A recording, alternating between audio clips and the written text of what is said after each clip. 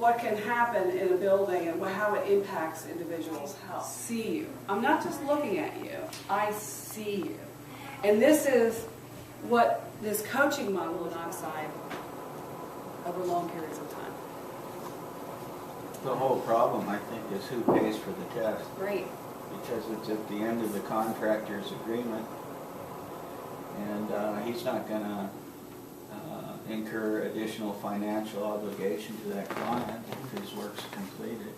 This is and what the people don't have the money, especially in that city market that you're talking about. But I think they don't know either. They don't know to ask. You know, That, how much does it's not a code requirement either to check. Verify these things. No.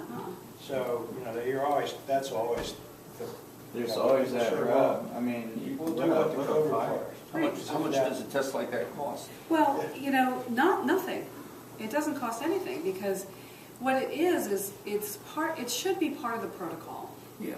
When you install a heating system, after you've checked it for safety and you've checked the carbon monoxide, which they may do with their combustion analyzers, then what they ought to be doing is turning on all the exhaust fans and the air handler, opening and closing doors. There's a protocol. Well, there has to be a cost for that. Well, Yeah, it's time. Yeah. Yeah.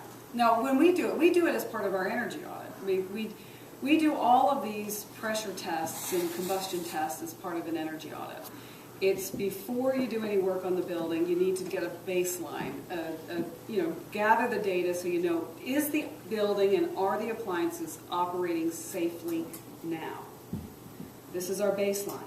And then you do your alterations, and then you check again and make sure that everything's operating safely then. So what does an energy audit cost? It depends on the size of the house and what the purpose is, but usually between $400 and $1,200. I think Mike usually charges about $450 for a typical house. He's my main auditor now.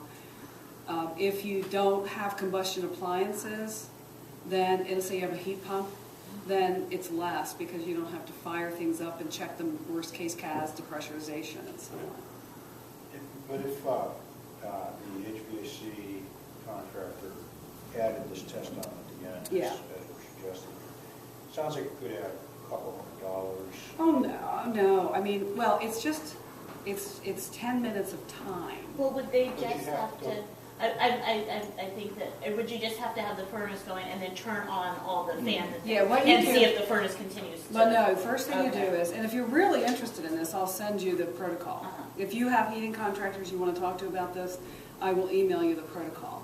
But what it is actually, before you fire anything up, you create the most suction on that location by turning on the fans, the dryer, and then there's also a manometer, a pressure gauge that is used to determine when you are truly in the worst case.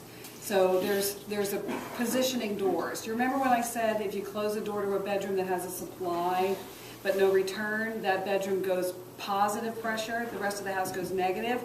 Well, in this case, when you're creating the worst case conditions in the combustion appliance zone where the thing lives, you're monitoring what's going on in that basement next to that heater while you're doing all these things in the house. So there is a protocol.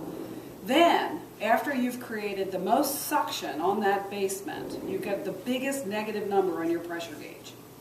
That's when you fire up the little thing first. It's usually the water heater, the gas water heater. You fire up the water heater. It's allowed to spill into the room for 1 minute. It's allowed to, it takes a while for the chimney to heat up, and it's allowed to what's called spill or backdraft for 1 minute, and then it must establish draft and the fumes have to go up. If it doesn't, we wait 5 minutes. If it doesn't establish draft under the worst case conditions by 5 minutes, we're shut everything down, and there's a chimney problem usually. It's usually a chimney problem. Or the suction on the CAS is so great you have to move the dryer. Hi, you guys. Did you want to do membership or did you just want to moving to that